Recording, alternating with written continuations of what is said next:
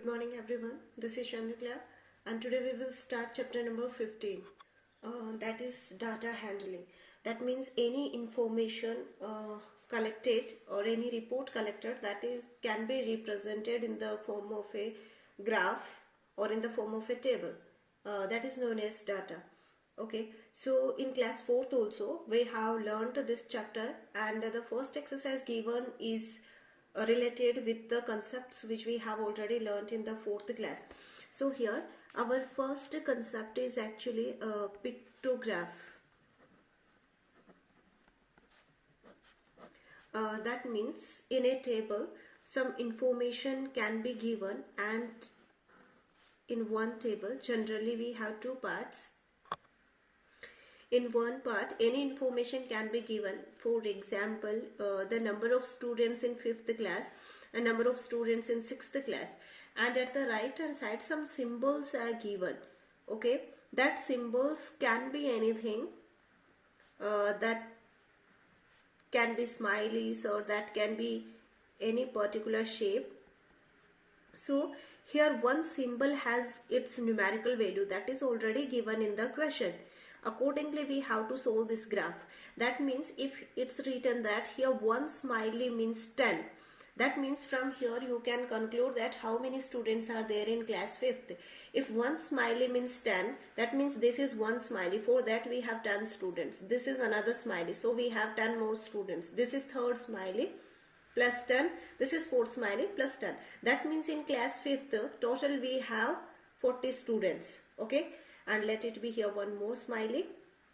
So similarly in class 6 we have 10 plus 10 plus 10 plus 10 plus 10 is equal to 50 students. Likewise we have to solve question number 1 of the recap exercise. There also one smiley means 10 children are given, and on the basis of that we have to find out the answers of the question asked. Here some words we have to take care. One is most popular. Most popular means where the maximum people are going, maximum students are attending, that is known as most popular. That means the famous. And least popular means minimum people are interested in that, so that is the least popular. These two words and again we will face in this exercise, so I made it clear. And the second type of graph is known as bar graph. Generally in bar graph the information is shared in the form of the columns. That means two information can be given here. Suppose here number of students has been given, and here the name of camp or suppose the name of days are given, and some columns we get here. This type of some columns we have in the bar graph. On the basis of these columns only we conclude the answer like this.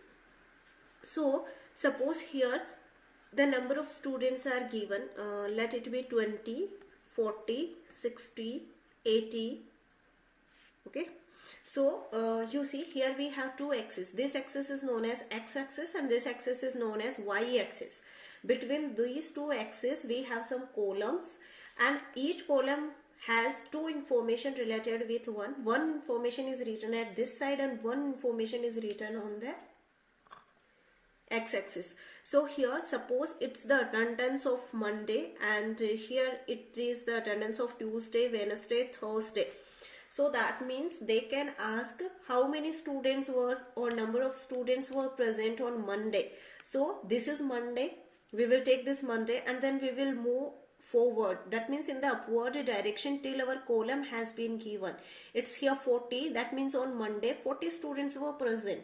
Similarly on Tuesday, take the Tuesday and then move forward till here. It is somewhere between here. This is 60, this is 80, means suppose it is 70 here. That means 70 students were present. Similarly on Wednesday, suppose 90 students were present. So likewise they will ask how many students were present on Wednesday, on which day maximum students were present. So on Wednesday, you see this is the largest column. That means on Wednesday we have 90 students which are maximum.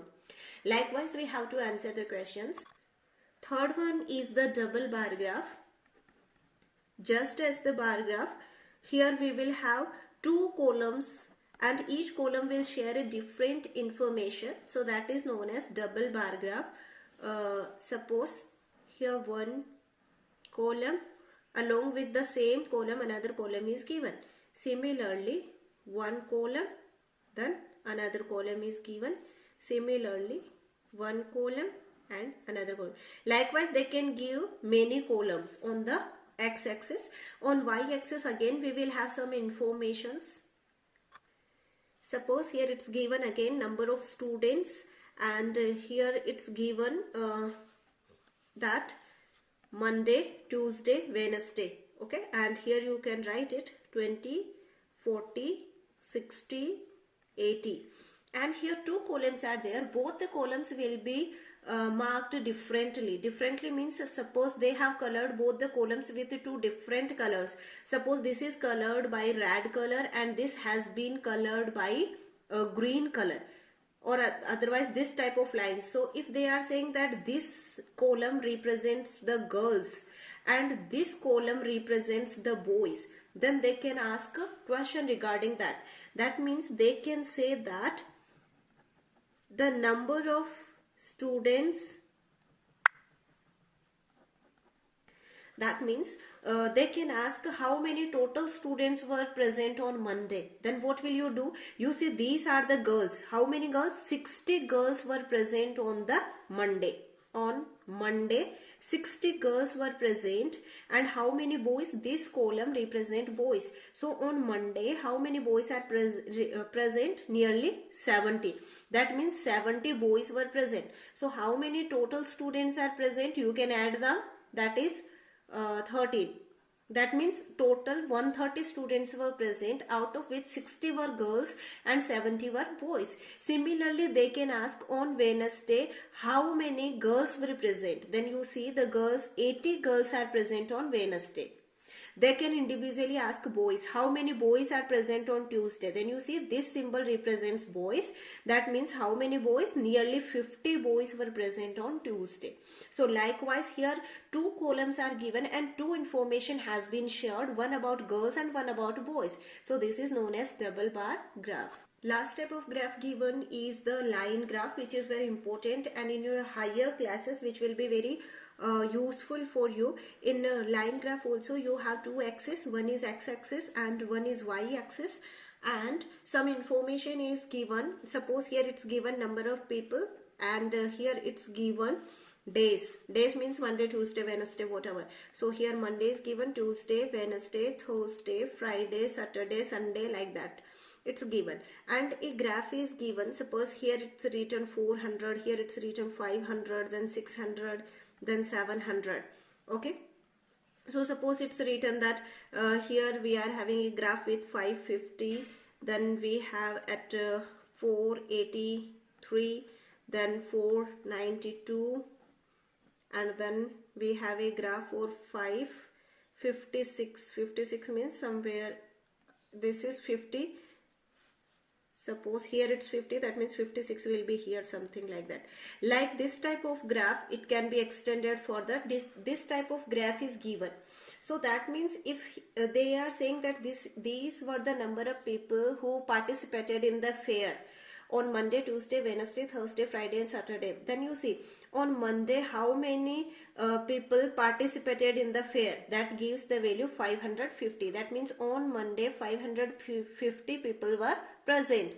Then on Wednesday how many people were present? Then you can say 492 people were present on the Wednesday. Okay, likewise here the numerical value is given for this time in this class. In a higher class this also you will have to find by yourself, but right now all these values are given. They can ask name the day when the maximum people were present. So the maximum value on your graph will be the answer, or minimum people will present. That means the minimum value on your graph will represent the answer. Last one is the pie chart or pie graph. You can name it anything. So that means it's given in the form of a spherical shape, and the total angle considered here is 360. But right now this is not our point. One midpoint or center of the circle will be there. Then that circle can be divided into many parts. This is 2, Now it can be 4, it can be 6, like this. Many parts will be can be present here. That can be 4, that can be 6, that can be 7. So, and here different things are written. For example, cricket, then football, then tennis, then hockey, then what you want, badminton, then one more, what you want, none. None means none of this, not anyone.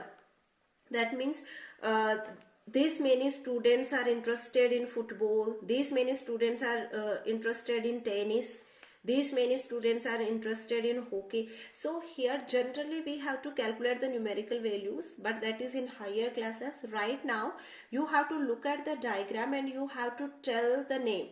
Okay, that means which is the most famous game. That means where the maximum students are participating, that will be the most famous game. So here none means no game, so that means this is not the game, so this portion we will not include.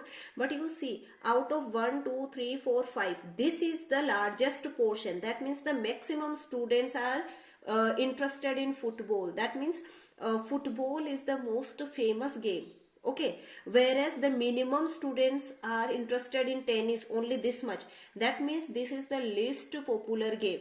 Okay, so just like that we have to see the diagram and tell which is most popular, which is less popular. Likewise, you will solve your exercise. If you have any doubt, then you can message me. Thank you.